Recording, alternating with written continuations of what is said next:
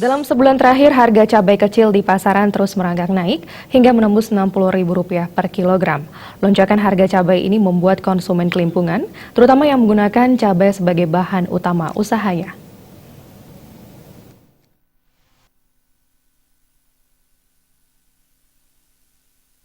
Bumbu tanpa cabai pastinya tidak akan lengkap, dan masakan tanpa rasa pedas dari cabai tentunya terasa kurang nikmat. Namun apa daya, harga cabai yang melonjak dari Rp25.000 per kilo kini mencapai Rp60.000 per kilo saat ini. Terpaksa membuat Madik Suci mengurangi takaran cabai dalam masakan yang akan ia jual. Meski ia tahu rasa masakan yang ia buat akan sedikit berbeda.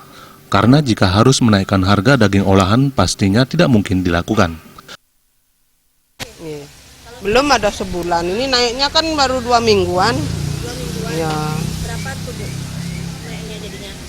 Setengah harga naiknya, sekarang bisa lebih.